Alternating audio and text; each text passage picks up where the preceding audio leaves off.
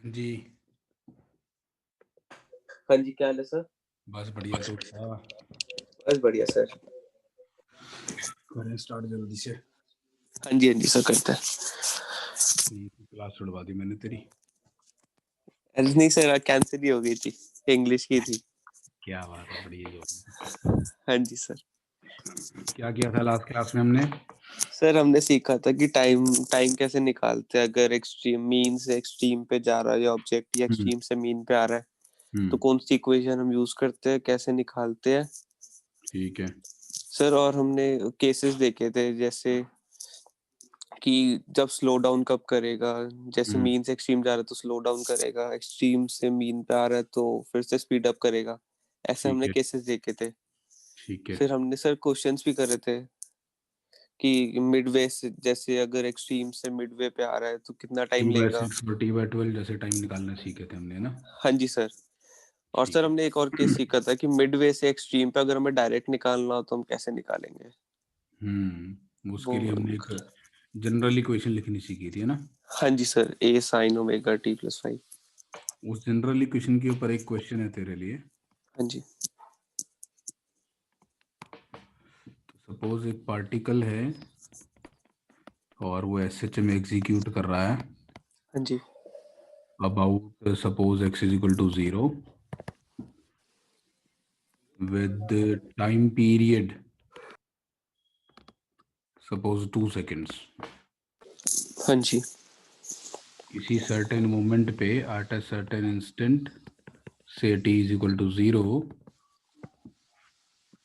it is located at हाँ जी। x is equal to 2 centimeter and moving towards negative x-axis यानी moving towards origin हाँ जी। with speed pi centimetre per second. ठीक है। हाँ जी sir. Write the expression for time taken by it, sorry, write the expression for its position at any time t, any later time instant t. कैसे करेगा solve? Moving, इसका amplitude हम 2, तो वे फिर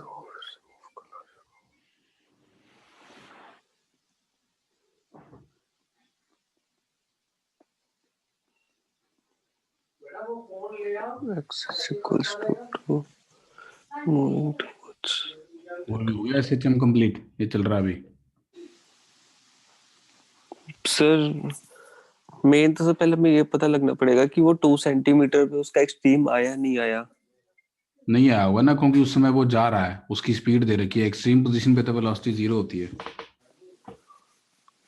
हाँ। है ना? Yes sir. सर तो हम बीच का कुछ लेते हैं, जिसको हम लेते हैं सर, ये एक्सट्रीम से मीन की तरफ चल रहा है, तो इसकी हम इक्वेशन कॉस वाली ले लेते हैं। बट एक्सट्रीम से शुरू तो नहीं किया ना इसने। टी इज इक्वल टू 0 पे एक्सट्रीम तो नहीं है ना।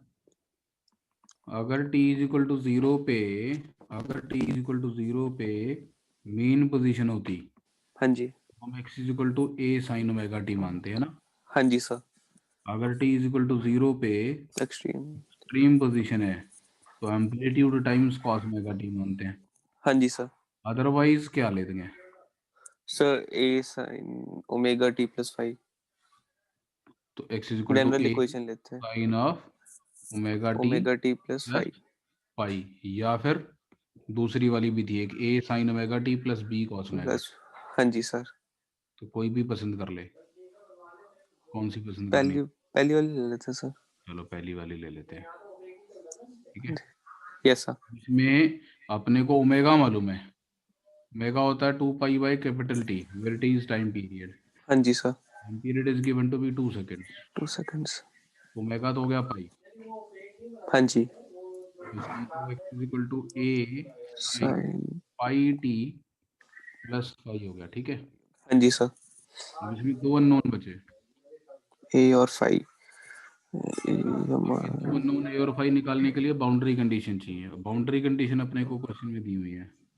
जब टी 0 है, स्पीड उसकी पाई है, टी इज इक्वल टू 0 पे x की वैल्यू 2 सेंटीमीटर 2, है, वेलोसिटी 2 है। वेलोसिटी यानी dx बाई dt है ना, हाँ जी सर, तो 5 डिफरेंशिएट। सेंटीमीटर पर सेकंड है। तो इन दोनों बाउंड्री कंडीशन को यूज करके ए और फाई निकालना है। कैसे निकालेगा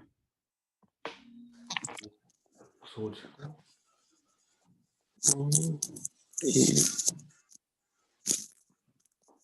अगर टी को 0 पुट कर देते हैं तो साइन 5 बचेगा। सर एक बार हम टी 0 पुट करके x2 डाल लेते हैं। ठीक है, तो टी को 0 और x को 2 पुट कर देते हैं, तो x हाँ 2 जी, और टी 0। ए साइन 5 हो गया।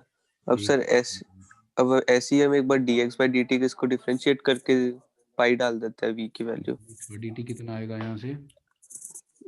तो ये आएगा a pi cos pi t plus 5, cos pi t plus 5 plus पाई।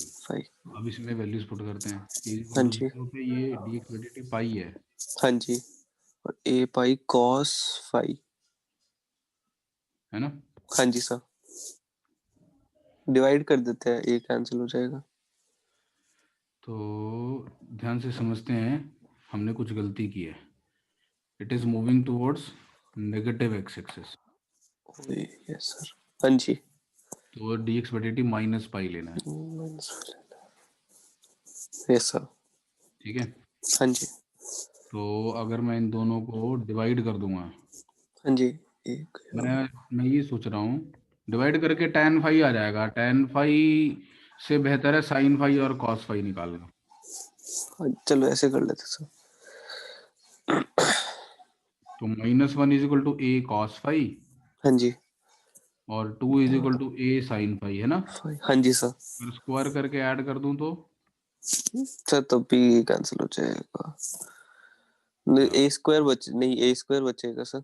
1 का स्क्वायर प्लस 2 का टू स्क्वायर इज का equal to a square square, a बचेगा। का स्क्वायर, हाँ जी सर। 5 √5 ए आ गया, ए √5 सेंटीमीटर आ गया, आ गया। है ना। हाँ जी सर, ए √5 आ गया, तो साइन फाई की 2 by value root 2 by five root five आ गई हाँ और जी, कॉस फाई की वैल्यू -1 बाई √5 1 आ बाई गई, है ना। रूट 5 हाँ जी सर। इन दोनों को देख के तू बता सकता है कि फाई कितना होगा। खाली tan फाई से ना पता नहीं चलता। अगर मैं इन दोनों को डिवाइड करता तो tan फाई तेरा -2 आता, सर वो तो सेकंड और थर्ड में होता है, दोनों क्वाड्रेंट में होता है। है ना। दोनों में से कोई भी हो सकता था, कौन सा लेना पता नहीं चल रहा। हाँ जी सर, यहाँ से पता चलता है साइन फाई पॉजिटिव है, कॉस फाई नेगेटिव है। Second quadrant. यहाँ से पता चलता है सेकंड क्वाड्रेंट, है ना। हाँ जी सर, तो फाई को pi minus sine inverse 2 by √5 लिखेंगे।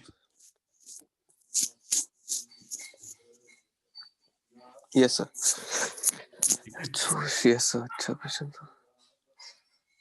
अब मेरे पास फाइनल आंसर क्या आ गया? x is equal to a sine of pi t plus five में वैल्यू पुट कर देते हैं। ए कितना है? Root √5 5 centimetre. Sine pi t plus five plus की value pi pi minus minus sine inverse 2। Root 5। अब इसको थोड़ा सा और सिंपलीफाई कर सकते हैं।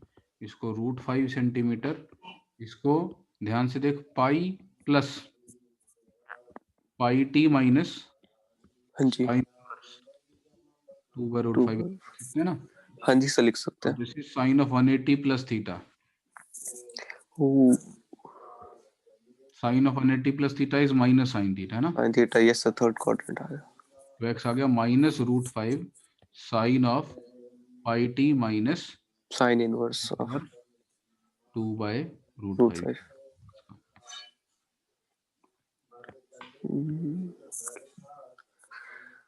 ठीक है, हाँ जी सर, वो ये अपने को अगर स्किल आ गई कि कैसे हम इक्वेशन लिख सकते हैं, तो काइनेमेटिक्स में तो हम सब कुछ कर सकते हैं। यस सर, ठीक है, हाँ जी सर। सर एक बार थोड़ा छोटा करना सर इसको, क्वेश्चन को इसके एसएस ले लेता हूँ। और छोटा करूं? हाँ जी सर। और छोटा, अब क्वेश्चन भी आ गया, ये ज्यादा हाँ जी छोटा नहीं हो गया? नहीं सर, वो स्क्रीनशॉट में हो जाता है ना, जूम ऑन हो जाता है। हाँ जी ले लिया सर। चलो, अब एक बहुत इंपॉर्टेंट क्वांटिटी हम डिस्कस करेंगे, हाँ जी। Phase of an oscillating quantity.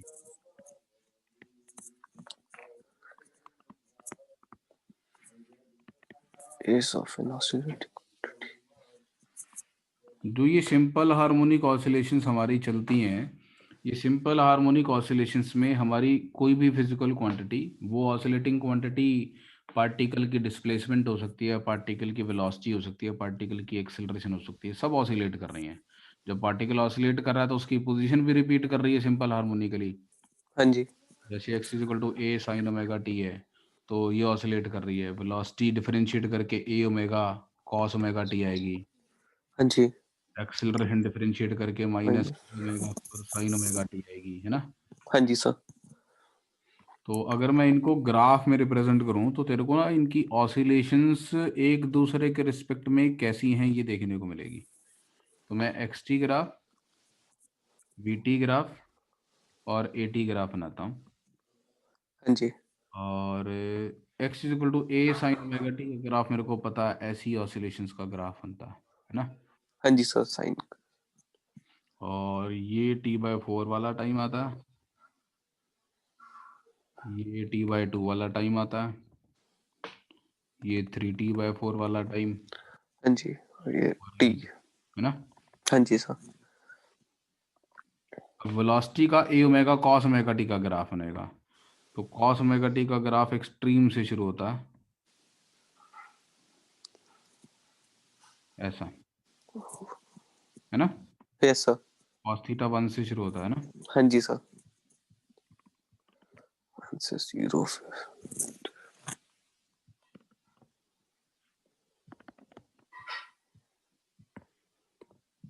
ठीक, और हाँ एक्सेलरेशन जी। का क्या बनेगा? पहले जैसा बनने का, बट इसमें ओमेगा स्क्वायर भी माइनस है। साइन ओमेगा टी का ग्राफ बनेगा। ए ओमेगा स्क्वायर तो एक नंबर है, माइनस साइन ओमेगा टी का ग्राफ बनेगा ना। हाँ जी सर। वो माइनस पता साइन चलेगा ओमेगा टी का ग्राफ नीचे से सर, नेगेटिव से शुरू। नेगेटिव से शुरू होगा, ठीक है। Yes sir. अब ध्यान से देखना, जिस समय पे हमारा x जीरो से अपने एक्सट्रीम की तरफ जा रहा है, हाँ जी। उस समय पे वेलोसिटी अपने एक्सट्रीम वैल्यू ए ओमेगा से जीरो की तरफ जा रही है, हाँ जी सर। और एक्सेलरेशन जीरो से नेगेटिव एक्सट्रीम की तरफ जा रही है। हाँ जी सर। तो अगर मैं पोजीशन और वेलोसिटी की ऑसिलेशंस का कंपैरिजन करूं, तो ध्यान से सुन मेरी बात। जो स्टेट स्टेट यानी फेज, जो स्टेट मेरी पोजीशन की ऑसिलेशंस की है, वो स्टेट है जीरो से मैक्सिमम तक जाने वाली। ऑसिलेशंस को 4 फेजेज में डिवाइड कर सकता हूँ ब्रॉडली, मोटे मोटे तौर पे। एक, जब क्वांटिटी जीरो से मैक्सिमम पे जाती है, हाँ जी। फिर वो फेज जिसमें वो मैक्सिमम से जीरो पे आती है, फिर उसकी हाँ। ऑसिलेशंस का वो फेज जिसमें वो जीरो से नेगेटिव एक्सट्रीम पे जाती है, फिर ऑसिलेशंस का वो फेज जिसमें वो नेगेटिव एक्सट्रीम से जीरो पे आती है। ओ, हाँ जी सर। तो ऑसिलेशंस में एक्स की ऑसिलेशंस में जो फेज अभी है, हाँ जी। वेलोसिटी की ऑसिलेशन में वो फेज निकल चुका, वो उससे आगे है। एक कदम, वेलोसिटी हाँ की जी सर। ऑसिलेशन में वो फेज तो यहाँ आने वाला था ना, आने वाला था, हाँ जी सर। क्यों। Yes sir. तो जो एक्स की वेरिएशन, एक्स की ऑसिलेशन में जो फेज यहाँ पर है, वो वेलोसिटी में अभी है। Yes sir. ओ। और वेलोसिटी की ऑसिलेशन में जो फेज थोड़ी देर बाद आएगा, वो इसमें अभी है ना। हाँ जी सर। अगर मैं एंगल की टर्म्स में बात करूं, तो ये पाई बाय 2 एंगल को रिप्रेजेंट करता है। टोटल 2 पाई एंगल बनता है, 2 पाई में एक ऑसिलेशन कंप्लीट होती है। हाँ जी, हाँ जी सर। पाई बाय 2 तो वेलोसिटी की ऑसिलेशन का जो फेज है वो हाँ डिस्प्लेसमेंट की जी, ऑसिलेशन में 90 डिग्री के बाद आएगा। तो हम बोलते हैं वेलोसिटी की ऑसिलेशंस का जो फेज है वो हाँ जी। डिस्प्लेसमेंट की ऑसिलेशन के फेज से आगे है। हम्म। हाँ जी सर, एक कदम आगे वेलोसिटी एडवांस्ड चल रही चल रही है। है ना? हाँ जी सर। कितना एडवांस चल रही है? Sir pi by 2। Pi by 2। तो हम बोलते हैं कि the phase of oscillations of velocity is ahead of the phase of oscillations of displacement. Displacement by pi by 2। ठीक है। Yes sir.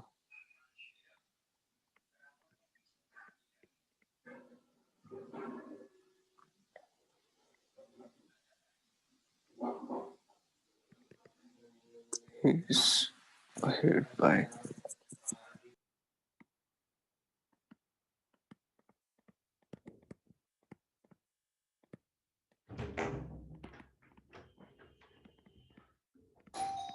ठीक है।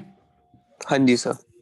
सिमिलरली मैं ये भी कह सकता हूं the phase of oscillations of acceleration हाँ जी, ahead of by pi the phase of oscillations displacement. of velocity by pi by 2, हाँ जी, है ना? हाँ जी sir. And the phase of oscillations of acceleration is ahead of the phase of oscillations of displacement by by pi. pi। ठीक है। Yes sir. इसको simple सुंदर साधारण भाषा में लिखा जाता है velocity leads displacement by pi by 2। ओ, मतलब एक्चुअली मतलब ये है, हाँ जी, लेकिन इसको सिंपली ऐसे लिख देते हैं in S H M velocity leads displacement by by pi. By 2 acceleration leads velocity by by 2 pi by 2। Acceleration leads displacement displacement by. Pi. ठीक है। हाँ जी सर। ये समझ में आया? हाँ जी सर। अब ध्यान से सुन मेरी बात। मैं इसको ऐसे भी कह सकता था कि जो एक्सीलरेशन में फेज आज दिखाई दे रहा है तेरे को, हाँ जी, वो डिस्प्लेसमेंट में ऑलरेडी आगे जा चुका। Yes sir. तो पीछे आगे कहने की बजाय मैं डिस्प्लेसमेंट को पीछे भी, मैं एक्सेलरेशन को आगे कहने की बजाय पाई से पीछे भी बता सकता हूँ। हाँ सर, कह सकते हैं। हाँ, तो जब पाई का फेज डिफरेंस आता है ना, हाँ जी, कौन आगे है कौन पीछे है ये कहते ही नहीं हम, बिकॉज दोनों इक्वलेंट है। हाँ जी। तो आगे पीछे। We can also say that displacement leads acceleration by pi. ठीक है। Yes sir. When there is a phase difference of pi, तो ये नहीं कहते कि कौन आगे है कौन पीछे। हाँ जी। There is a So, phase difference of भाई। pi, we can say either way, है ना? हाँ जी सर, दोनों तरफ से। तो हम कहते ही नहीं, हम ये बोलते हैं there is a phase difference of pi। इसको ऐसे बोलते हैं, we say that acceleration and displacement oscillate out of phase with each other। ये एक स्पेशल टर्म है पाई के फेज डिफरेंस के लिए।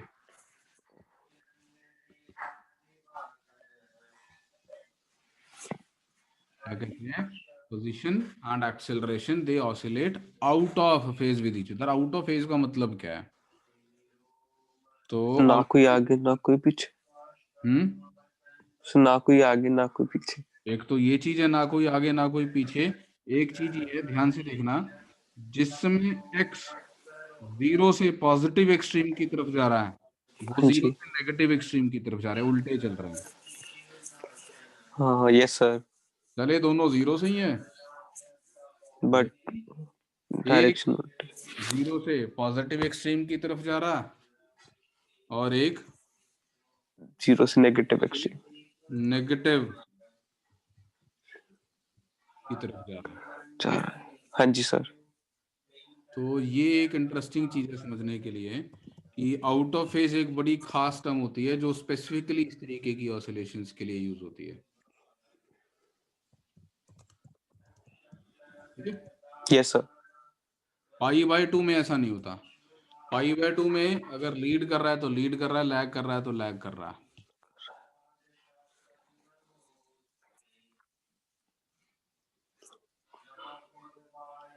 Yes sir. हाँ जी सर। हम कोई वीडियो देख रहा था, मिले तो बढ़िया सा।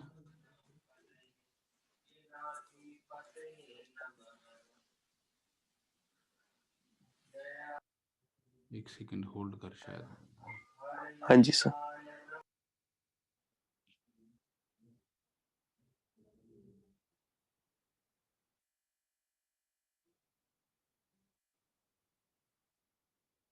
चल मैं तेरे को बना के दिखा देता हूँ इसका एक एग्जांपल। हाँ जी।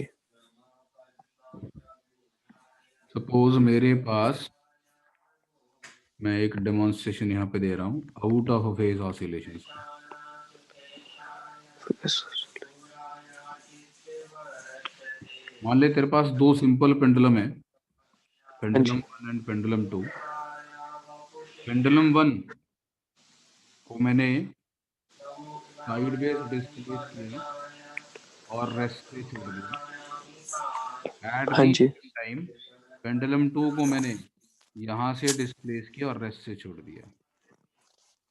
तो जिसमें पेंडुलम 1 लेफ्ट एक्सट्रीम पे है, पेंडुलम 2 राइट एक्सट्रीम पे है। हाँ जी। T/4 टाइम के बाद पेंडुलम 1 मीन। मीन पे होगा और इधर जा रहा होगा, और पेंडुलम 2 भी मीन पर होगा लेकिन इधर जा रहा होगा। हाँ जी सर। और T/4 टाइम के बाद पेंडुलम 1 राइट राइट। एक्सट्रीम पे पहुंच गया होगा, और हाँ जी। पेंडुलम लेफ्ट एक्सट्रीम पे पहुंच गया होगा, है ना। हाँ जी सर। और T/4 टाइम के बाद पेंडुलम 1 मेन पोजीशन पे पहुंच गया। पीछे क्या मंत्र चला रखे हैं तूने? तो पापा पूजा कर रहे हैं। सॉरी। तो ये मीन पे आ गया, ये भी मीन पे आ गया लेकिन ऑपोजिट सेंस में चल रहा है। समझ में आ रही बात? ये हाँ जी सर, आ रही है। इसको बोलते हैं out of phase oscillation. Station। There is a phase difference of pi between the oscillations of the two pendulum. हाँ जी sir.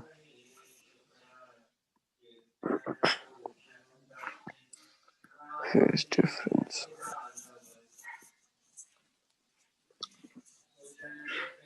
pi between of the two। ठीक है। हाँ जी सर। पेंडुलम। I/2 का फेज डिफरेंस में क्या होगा? सर एक एक को हम एक्सट्रीम से छोड़ेंगे और एक को हम मीन पे एक्सेलरेशन देके छोड़ेंगे। धक्का देके छोड़ेंगे, एक्सेलरेशन नहीं, हाँ जी, वेलोसिटी देके, वेलोसिटी देके। है ना। हाँ जी सर, बस वो एक कदम आगे चल रहा होगा उससे। हाँ। तो फेज का मतलब समझ में आया तेरे को? ऑसिलेशंस के फेज कंपेयर करते हैं कि ये ऑसिलेटिंग क्वांटिटी अपनी कौन से फेज से गुजर रही है, और दूसरी फिजिकल क्वांटिटी अपनी ऑसिलेशन के कौन से फेज से गुजर रही है। ठीक है। Yes sir. इसका अब सिंपल मैथमेटिकल तरीका क्या है? हाँ अगर जी। मैं एक ऑसिलेटिंग क्वांटिटी लूं इन जनरल, जिसकी ऑसिलेशन ऐसे लिखी जाए, हाँ जी।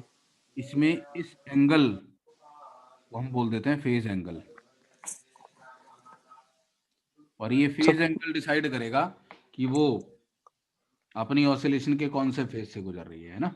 हाँ जी सर। ये एंगल थी तो ग्राफ डिसाइड हो रहा था ना, यही एंगल तो बता रहा ना कि अगर ये एंगल 0 डिग्री है तो x 0 आएगा, अगर एंगल पाई/2 है तो x प्लस से आएगा, ये एंगल पाई है तो x फिर से 0 आ जाएगा, हाँ जी सर, ये बता रहा।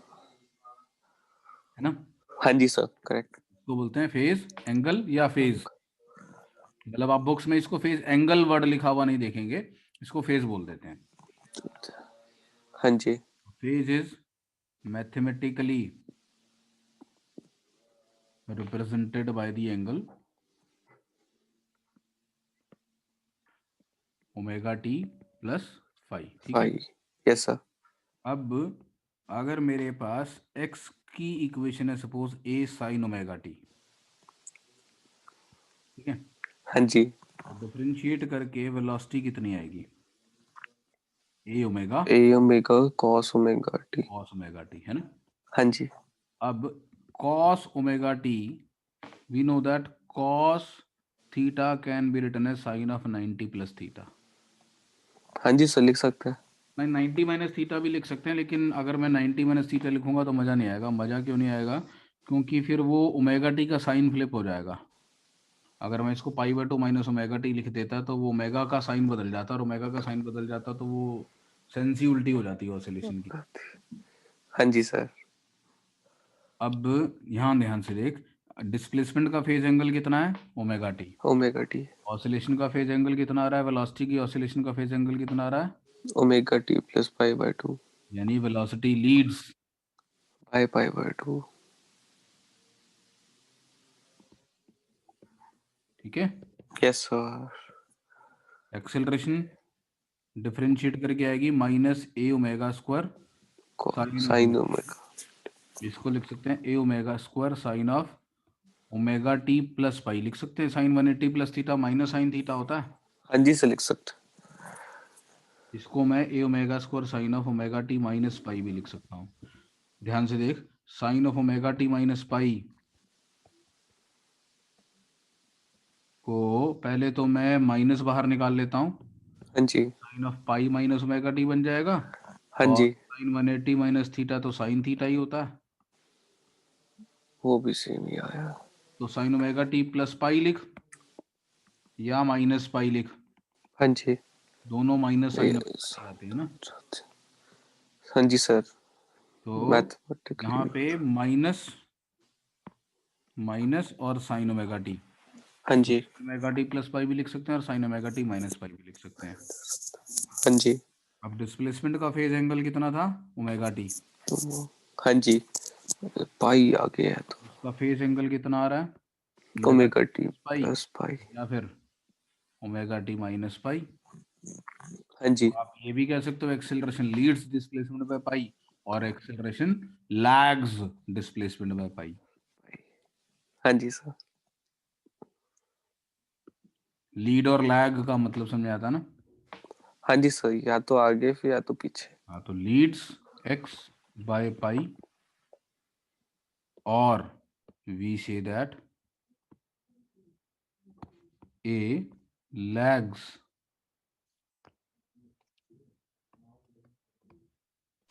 पाई पाई। पाई। कुल मिला के नट सेल में ये बोलते हैं acceleration and displacement oscillate out of phase with each other.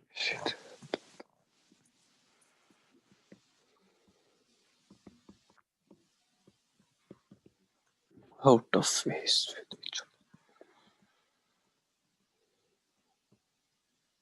ठीक, हाँ जी सर।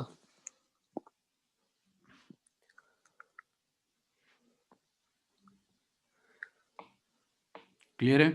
हाँ जी सर, ये क्लियर हुआ। एक क्वेश्चन है इंटरेस्टिंग, मैथ्स की भी अच्छी स्किल्स यूज होंगी तेरी इसमें। हाँ जी। Two particles oscillate along x is equal to 0, sorry, along x axis about x is equal to 0 with the same amplitude a and same time period. ठीक है, हाँ जी। कितना वो बताने की जरूरत नहीं, बट ठीक है सेम टाइम के लिए। इफ द मैक्सिमम डिस्टेंस हाँ जी। between them is a, find the phase difference bit between their oscillations।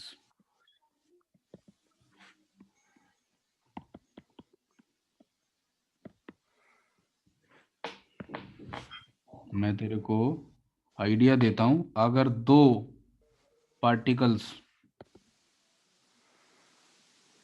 Same phase में ऑसिलेट कर रहे होते, हाँ जी। दोनों एक साथ मीन पे होते,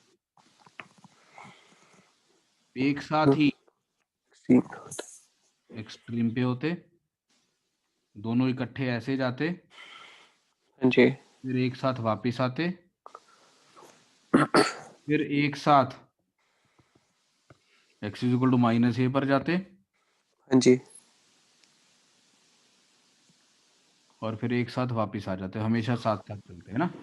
हाँ जी सर। दो पेंडुलम लिए आइडेंटिकल, और दोनों को साइडवेज खींच के छोड़ दिया, तो दोनों हाँ की जी। सेम फेज में चलेंगी। यस सर, बिल्कुल चलेंगे। समझ आ रहा ना, विजुलाइज कर पा रहा ना। हाँ मैं जी सर। एनिमेशन दिखा नहीं पा रहा, इसकी कोई एनिमेशन मेरे को मिल नहीं रही, है ना। Yes sir. तो ये होता है जीरो फेज डिफरेंस का केस, है ना। हाँ जी, बिल्कुल आइडेंटिकल।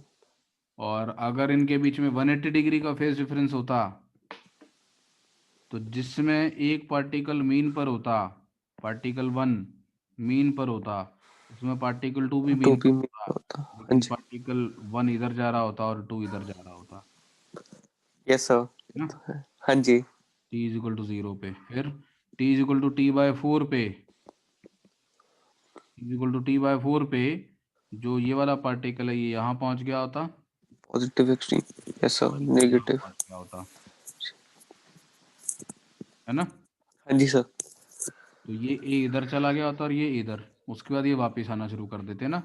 हाँ जी सर। तो ये एक साथ है। दूसरे को क्रॉस करेंगे, इनके बीच का जो सेपरेशन है, इन दोनों हाँ। पार्टिकल्स के बीच का सेपरेशन, वो ऑसिलेट करेगा। इस केस में separation always remain zero, zero. Separation between them always always remain. Stage zero. लेकिन इस केस में इनके बीच की सेपरेशन बदल रही है, क्योंकि ये इधर को चला गया और हाँ ये जी। इधर को आ गया, तो इनके बीच का गैप तो बढ़ रहा है ना। हाँ जी सर, बढ़ रहा है। What is the maximum separation between them in this case? Sir two है। टू है ना। हाँ जी। तो अगर फेज डिफरेंस पाई है, अगर फेज डिफरेंस डेल्टा फाई से रिप्रेजेंट करते हैं इसको, हाँ जी। अगर फेज डिफरेंस पाई है, फाइव। मैक्सिमम सेपरेशन टू ए होती है, ठीक है। हाँ जी सर। ये तेरे को समझाने के लिए, और अब मेरा क्वेश्चन पढ़ और सॉल्व कर।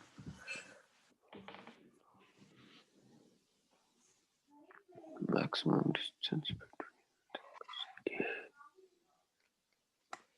Phase difference maximum.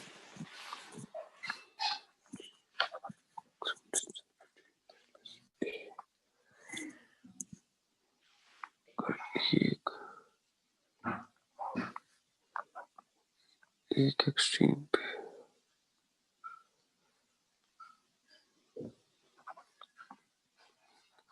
तो दूसरा।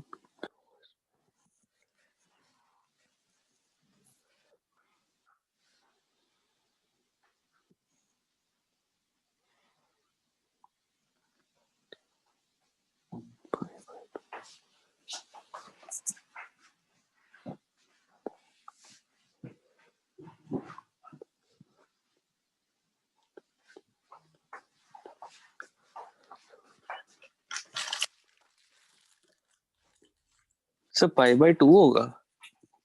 वो एक्सपेक्टेड आंसर है जो कि गलत है।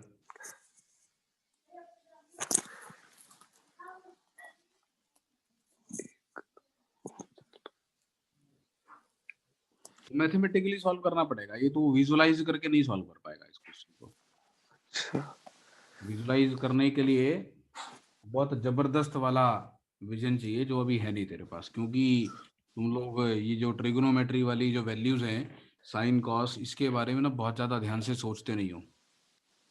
और दूसरा, तू मैक्सिमम सेपरेशन का मतलब क्या है ये नहीं सोचता है।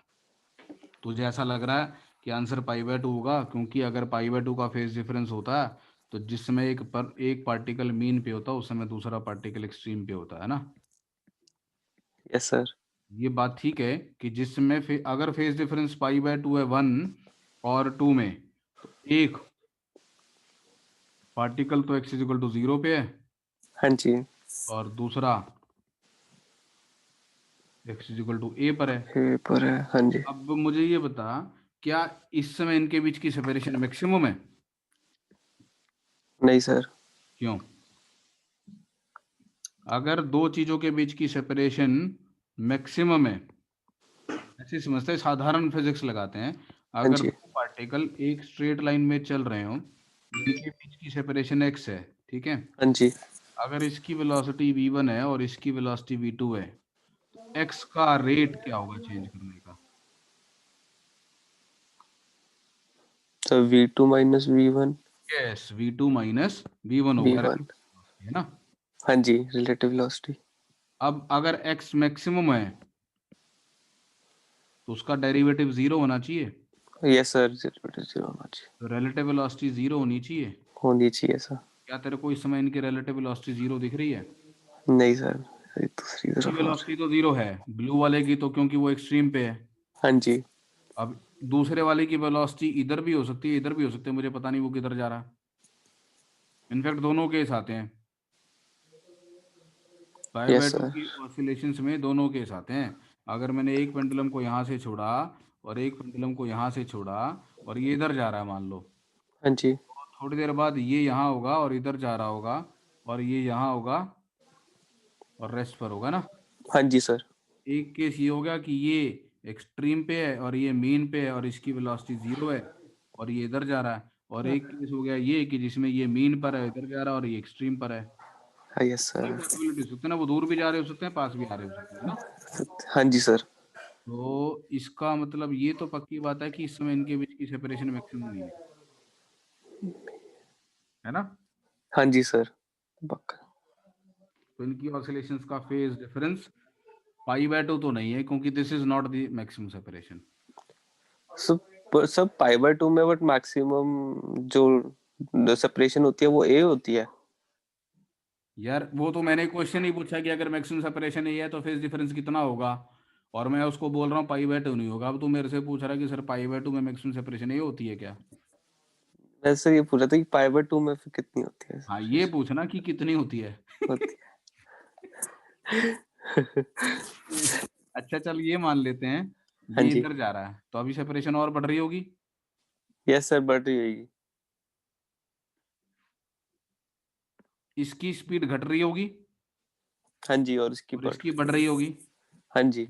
रास्ते में एक ऐसी पोजीशन आएगी जहां पे इसकी स्पीड घटते घटते और इसकी स्पीड बढ़ते बढ़ते बराबर हो गई होगी। ओहो, वहाँ पे होगी मैक्स। जहां बराबर होगी वहां सेपरेशन मैक्सिमम होगी। हाँ जी सर। अब जब ये बराबर हो गई तो ये भी इक्वल होना चाहिए। क्यों? क्योंकि टोटल तो हमारा टाइम सेम रहेगा। क्योंकि v की value omega under root a square minus x square होती है, तो ऐसे एच में स्पीड x का फंक्शन होती है कि नहीं? होती है सर। तो दोनों की स्पीड सेम तभी होगी जब दोनों का x सेम होगा, एक्स एक स्क्वायर सेम। सेम होगा। हाँ जी सर। यानी दोनों मीन पोजीशन से बराबर दूरी पर होने चाहिए, तब स्पीड सेम होगी दोनों की, सेम होगी, यस सर। है ना। यस सर, सेम होगी। तो एक तो ये, दूसरी चीज ये कि इनिशियली सुन ध्यान से, ये जो ये x इक्वल, ये t इक्वल टू 0 पे यहाँ था और ये t इक्वल टू 0 पे यहाँ था। अब किसी टाइम t0 पे ये यहाँ पहुंच चुका है हाँ जी। और उसी टाइम t0 पे ये यहाँ पहुंच चुका है ना। हाँ जी सर। दोनों की स्पीड बराबर हो गई, यानी दोनों की दूरी बराबर है। बराबर है सर। और जितनी देर इसको यहाँ से आने में लगी उतनी देर इसको यहाँ से आ जाने में भी लगी है। लगी है। Yes sir. तो ऐसी कौन सी पोजीशन है जहां तक पहुंचने में मिडवे से मीन से उस पॉइंट तक जाने का टाइम और एक्सट्रीम से उस पॉइंट तक वापस आने का टाइम बराबर हो? ऐसी कौन सी पोजीशन है? Sir Midway. मिडवे पे तो T/6 और T/12 आते हैं, बराबर तो नहीं आते। क्यों? यस सर वो तो है ऐसा बट। कौन सा एक्स है जहां तक पहुंचने का टाइम मीन से निकालो या एक्सट्रीम से निकालो बराबर आए, है ना? हाँ जी सर ये निकालते हैं। तो मीन से किसी एक्स तक आने का टाइम निकालना है ए साइन ओमेगा टी। और एक्सट्रीम से किसी एक्स तक आने का टाइम निकालना है। B cos omega t. हाँ, मतलब एम्पलीट्यूड तो दोनों का सेम ही है। हाँ जी सर तो यही। तो ये दोनों बराबर चाहिए मेरे को, हाँ जी यानी एक्स sin बराबर ओमेगा है। टी और cos ओमेगा टी बराबर चाहिए। और ये 45। 45 पे होता है। हाँ जी सर। और अगर ये 45 है तो x की वैल्यू a/√2 आएगी। आएगी सर। तो यानी ये डिस्टेंस a/√2 √2 है। और ये वाला रूट a/√2। टू हाँ जी सर। ये डिस्टेंस कितना?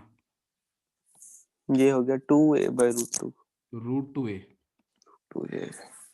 तो π/2 के फेज डिफरेंस में मैक्सिमम सेपरेशन a नहीं होती, कितनी होती है? √2a। √2 होती है। समझा? Yes sir. अब मेरा अपने क्वेश्चन कुछ अभी बाकी है। सर अब उसमें रिलेटिव वेलोसिटी इक्वल होनी चाहिए अगर मैक्सिमम डिस्टेंस ए है तो उस टाइम पे मान लेते हैं अगर उसकी वेलोसिटी इस तरफ है।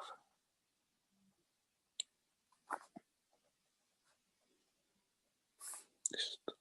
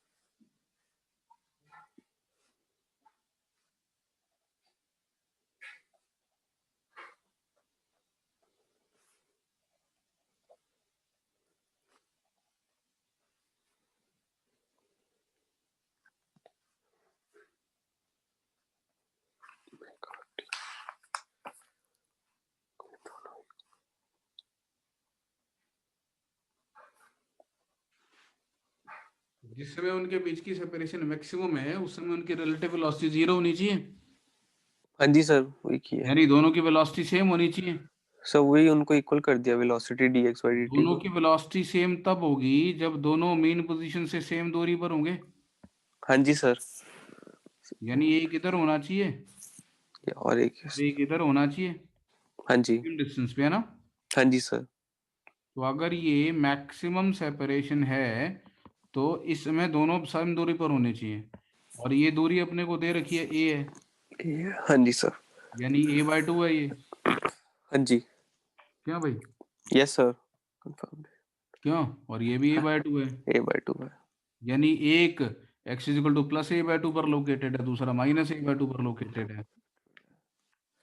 है ना? हाँ जी सर। अब इनके बीच का एंगल देख लेते हैं, a/2 और -a/2 वाली पोजीशन के बीच का एंगल, है ना? Yes sir. और दोनों की वेलोसिटी सेम डायरेक्शन में होनी चाहिए ना? हाँ जी। तो एक, अगर x is equal to a/2 पर है तो दूसरा x is equal to -a/2 पर होना चाहिए और दोनों सेम स्लोप वाले पॉइंट पर होने चाहिए। ऐसा नहीं कि एक यहाँ ले लो और एक यहाँ ले लो। क्यों ऐसा नहीं लिया? क्योंकि इसमें इसकी वेलोसिटी पॉजिटिव और इसकी वेलोसिटी नेगेटिव है, तो वेलोसिटी तो ऑपोजिट डायरेक्शन में होगी ना। हाँ जी सर। ये वाला नहीं लेना है। ठीक है सर।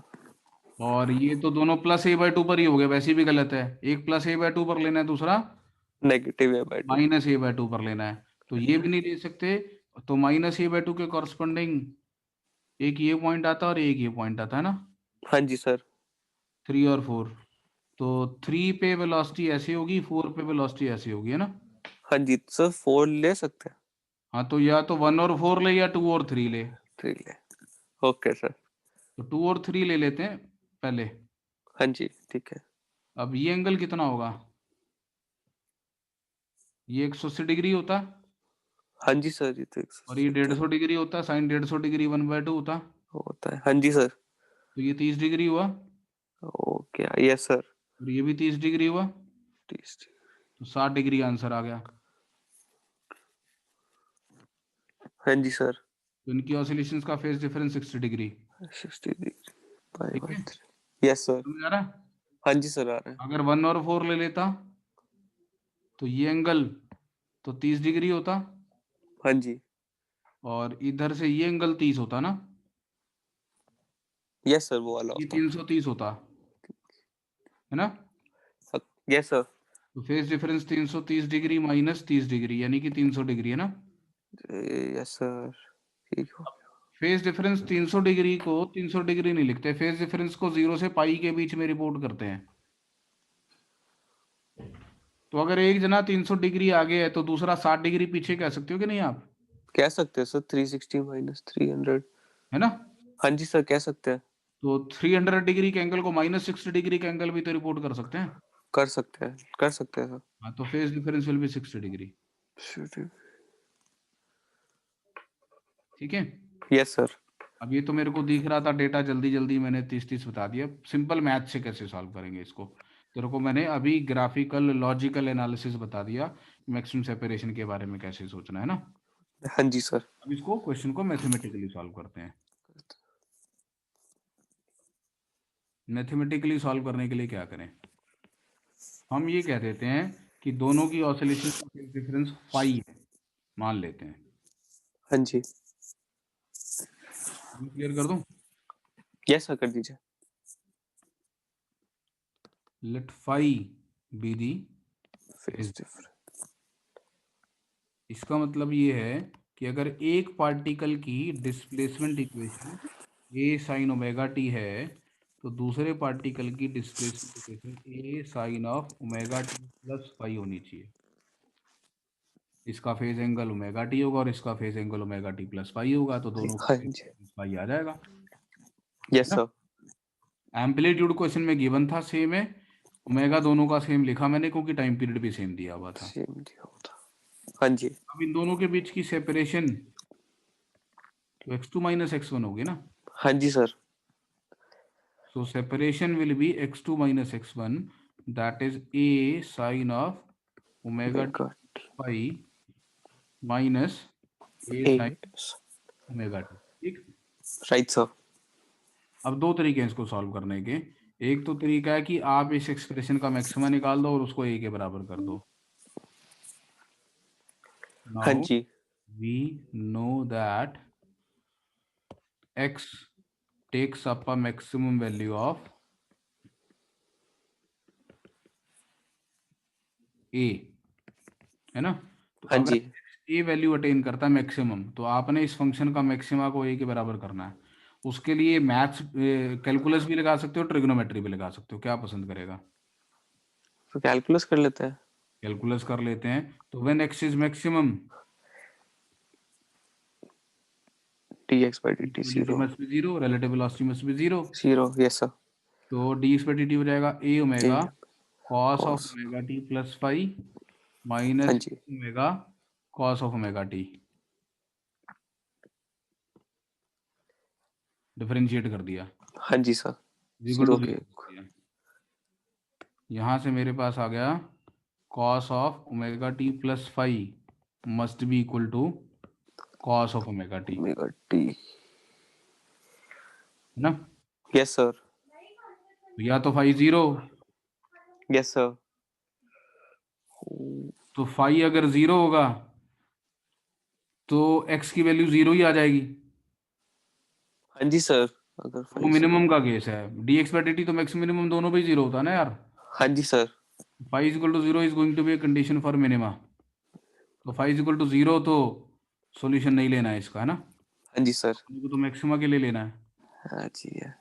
तो कॉस ए कॉस बी के बराबर दो तरीके से हो सकता है, या तो omega t plus five omega T हो या माइनस ओमेगा टी हो। हाँ जी सर, कौन कौन से क्वाड्रेंट होते हैं? फर्स्ट क्वाड्रेंट होता है, फोर्थ क्वाड्रेंट होता है फोर्थ ना। क्वाड्रेंट होता है, राइट सर। दोनों पॉजिटिव होते हैं, तो omega t plus five minus omega t के बराबर हो जाए ना। Yes sir. तो when two omega t is equal to five, right? हाँ जी सर। नहीं, सर +5 था तो -5 नहीं होगा? तो इधर माइनस लगा लेते हैं, थोड़ा सा सुंदर आंसर हो जाएगा। क्या फर्क पड़ता है, एक का नेगेटिव दूसरे के बराबर ही तो करना है। हाँ जी सर। तो minus of omega t plus five is equal to omega t, तो two omega t is equal to five है ना। हाँ जी सर। ठीक है। तो ओमेगा टी की वैल्यू 5/2। ठीक। Yes sir. ओमेगा टी को 5/2 पुट करके देख लेते हैं कुछ बनेगा क्या। ए ओमेगा टी को 5/2 पुट करेंगे तो साइन 3 5/2 माइनस ये साइन 5/2। 5/2। मतलब कि ये वैल्यू ए के बराबर आने वाली है, ऐसा गिवन है अपने को ना।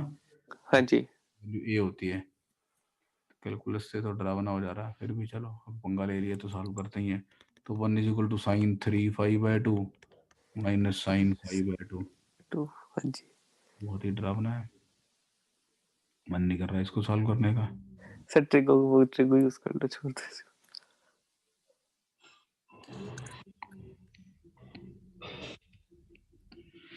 ट्रिगो यूज करते हैं फिर इसको, है ना। तो हाँ जी सर। ट्रिगोनोमेट्री यूज करने के लिए क्या करते हैं, तो यहाँ पर आ जाते हैं x is equal to a sine of omega t plus five minus a sine omega t. इसको एनालाइज करने के लिए इसको हम लिख देते हैं a cos five sine omega t plus a sine five cos omega t cos omega t minus sine a plus. Sine omega t. ठीक है। हाँ जी, हाँ जी सर। अब ये वाली टर्म और ये वाली टर्म में से साइन ओमेगा टी कॉमन आता है, ए भी ले लेते। ए भी ले लेते हैं, तो क्या बचा? So, इसमें से बचा cos 5 -1। प्लस ये हो जाएगा a sine five cos into omega t. Cos omega t, है ना। हाँ जी सर। अब इसको देख के मुझे याद आ रहा है वो x is equal to alpha into sine omega t plus beta into cos omega t, है ना। सर हाँ जी सर। वो बन गया ना बड़ा सुंदर सा। हाँ जी सर, बन गया। Maximum value root alpha square plus beta square होती बीटा है, स्क्वायर होती है। देखा था। हाँ जी सर, ये तो देखा। पता क्या, a sine omega t plus b cos omega t का एम्पलीट्यूड निकाला था root a square plus B square, है बी ना। स्क्वायर, हाँ जी सर, निकाला था। तो x की मैक्सिमम वैल्यू हो जाएगी under root of alpha square plus beta square, है ना। हाँ जी सर। और वो अपने को a दी हुई है क्वेश्चन में। Maximum displacement, yes sir. तो मैं a a square is equal to alpha square plus beta square को सॉल्व कर देता हूँ। अल्फा की वैल्यू कितनी है, a square into cos cos minus one का होल स्क्वायर, और बीटा स्क्वायर की वैल्यू कितनी है, ए ए स्क्वायर। स्क्वायर भाई, है ना। हाँ जी सर। अभी तेरी जिंदगी को और आसान करूंगा, इसको सॉल्व करने का एक और सुंदर आसान तरीका बताऊंगा। ए कट गया तो 1 is equal to 1 plus cos square five minus two -2 five plus sine square five. Cos square cos square five five 1, एक 1। कट गया तो -1 is equal to -2 cos five. cos phi is equal to 1/2, phi is equal to 60 degree.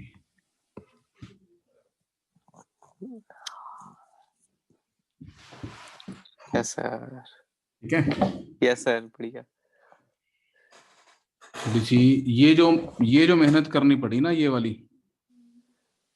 हाँ जी। वाली को ये जो बनाने में मेहनत करनी पड़ी, और इसकी हाँ मैं जी। Root alpha square plus beta square निकाली, इसका एक आसान तरीका बताता हूँ तेरे को मैं। Yes sir. ये नोट कर लिया। हाँ जी सर। तो will come back to the other method. उसके लिए कुछ और करते हैं, मैं स्क्रीन क्लियर कर रहा हूँ। Yes sir.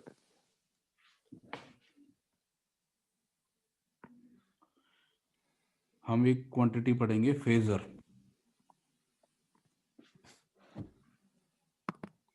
फेजर क्या होता है, हम एक नई टर्म इंट्रोड्यूस कर रहा हूँ फेजर, ये बहुत काम आने वाली है।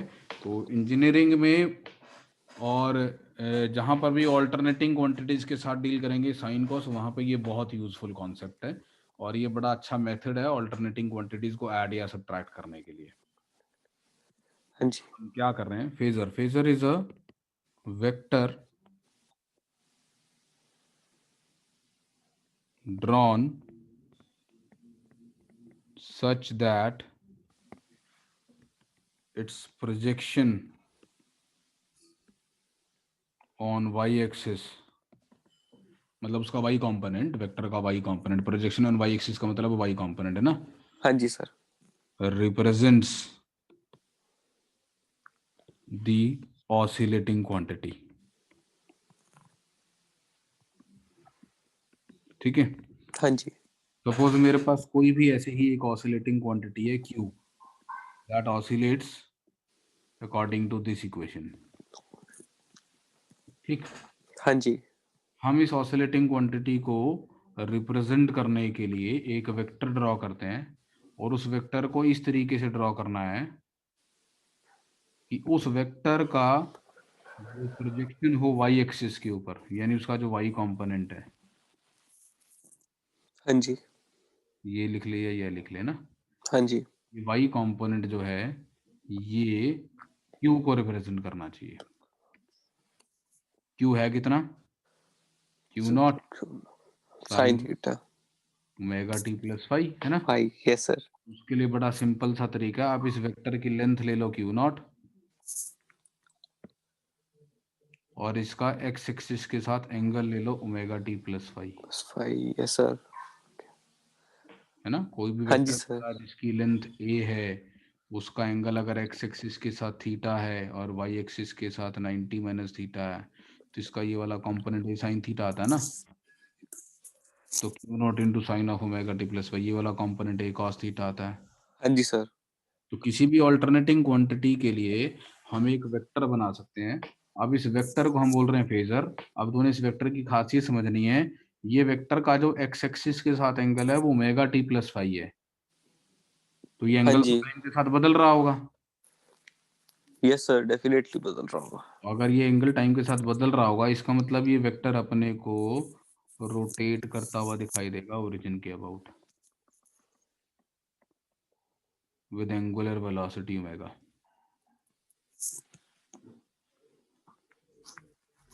Yes sir. है ना। हाँ जी सर। और अगर हमारी ऑसिलेटिंग क्वांटिटी का टाइम पीरियड टी है तो ये वेक्टर भी एक टाइम के अंदर एक कंप्लीट रेवोल्यूशन कर लेता होगा। The phasor rotates counter clockwise with angular velocity omega omega. and completes one revolution in capital। ठीक, टाइम। Yes sir. ठीक है। Yes sir. अब अगर तेरे को दो ऑसिलेटिंग क्वांटिटीज को ऐड या सब्ट्रैक्ट करना है तो क्या करना है। मान लो तेरे को ए साइन ओमेगा टी और B sine omega t plus five के समेशन के बारे में सोचना है। ठीक है, हाँ जी। आपने क्या करना है, आपने दो वेक्टर बनाने हैं।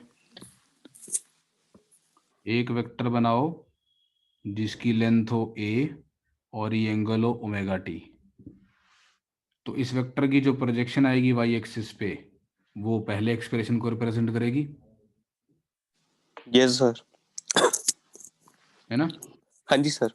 एक दूसरा वेक्टर बनाओ वेक्टर बी थोड़ा जिसकी ऊपर। लेंथ है बी और जिसका एक्स एक्सिस के साथ एंगल है ओमेगा टी प्लस, फाइव। तो इन दोनों वेक्टर्स के बीच का एंगल फाई आ जाएगा। यस सर, आएगा। और इस वेक्टर का जो प्रोजेक्शन आएगा वो b sine of omega t plus. Phi आ जाएगा। हाँ जी सर, आ जाएगा। अब ध्यान से सुन, अगर वेक्टर ए और बी ऐड करूं और उसका वाई कंपोनेंट लूं तो क्या वो वेक्टर ए के वाई कंपोनेंट और वेक्टर बी के वाई कंपोनेंट के बराबर होगा कि नहीं, सम। होगा सर। ऐसे ही तो करते थे, 2y cap plus 3j cap एक वेक्टर है, हाँ जी, और 5y cap plus 2j cap दूसरा वेक्टर है। तो वेक्टर को ऐड करने के लिए इन दोनों को ऐड कर देते हो ना, और इन दोनों को ऐड कर देते हो, ऐड क्यों भाई? कर देते। हाँ जी सर, करते हैं। वेक्टर को ऐड करके उनका y कंपोनेंट निकाला, ये अलग अलग y कंपोनेंट ऐड किए, एक ही बात है। एक ही बात है सर। मैं ये कह रहा हूँ कि जो a साइन ओमेगा टी और b sine omega t plus phi है, उसका सम निकालने का क्या तरीका है? आप इन दोनों वेक्टर्स को ऐड कर दो पैरेललोग्राम लॉ फैक्टर एडिशन लगा के।